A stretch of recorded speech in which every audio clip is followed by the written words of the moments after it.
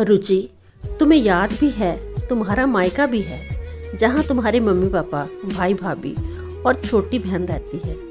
ना हो तो मैं याद करा दूँ। लाजवंती ने जब व्यंग करते हुए पूछा तो रुचि ने हंसकर कहा, मम्मी ये क्या कह रही हो, आप सबको मिलना चाहती हूँ। 2-4 दिन के लिए पुणे आ ही जाऊँ, ये मैं भी सोच रही थी।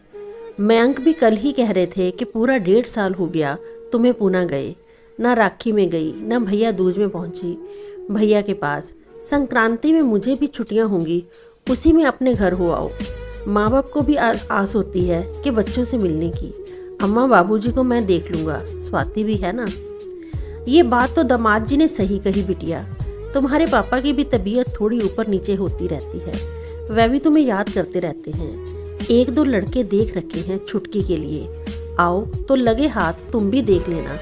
बाकी बात पक्की हो जाए तो अगले साल शादी कर देंगे, वही एक जिम्मेदारी रह गई है। तुम्हारी भाभी भी कह रही थी कि दीदी को आने के लिए बोलिए। अब तो मिन्नी भी खूब दौड़ती भागती है, वीडियो में देखा, सब तो बहुत खुश हुए, लाजवंती जी ने उत्तर दिया। दरअसल 5 वर्ष हो गए हैं रुचि का विवाह हुए। इन 5 सालों में सिर्फ एक बार वह 6 दिन एक साथ ही रही थी मायके में, तब भी जब उसके भैया की शादी हुई थी। उसकी शादी के 1.5 साल बाद ही भाई का विवाह हुआ। भैया उससे बड़े हैं, पर उनका कहना था कि रुचि की शादी के बाद ही वे शादी करेंगे। तब माँ ने मान मनोहार से उसे 6 दिन कम से कम मायके में रुकने को कहा था। हालांकि शादी की सारी खरीदारी उन्होंने भैया और छुटकी के साथ मिलकर कर ली थी। फिर भी हफ्ते भर के लिए रुचि को भेजने का आग्रह किया था उसकी सासू माँ से, ताकि वह सभी रस्मों में शामिल हो सके। सासू माँ ने भी श्रुति को अपने पास बुला लिया था ताकि उन्हें तकलीफ ना हो। श्रुति रुचि की छोटी ननद थी। जब रुचि ब्याह कर आई थी तो उसके साल भर बाद ही सासू माँ के गॉल ब्लेडर का ऑपरेशन हुआ था। ऑपरेशन में कोई ऐसी समस्या आ गई थी, तब से वे अधिकतर बेड पर ही रहती, इसलिए घर की सारी जिम्मेवारी उस पर ही आ गई थी। घर में सबकी लाडली पढ़ाई में व्यस्त रहने के कारण रसोई घर से दूर रहने वाली रुचि ने अपनी जिम्मेवारी इतनी अच्छी तरह निभाई कि हर कोई उसकी प्रशंसा करते नहीं थकता था। ससुराल में रिश्तेदारों का आना जाना लगा ही रहता, परंतु अपने चेहरे पर एक शिकन तक नहीं आने देती वह रुचि। ऐसा लगता कि पता नहीं कब किससे उसने सेवा का पाठ सीखा था।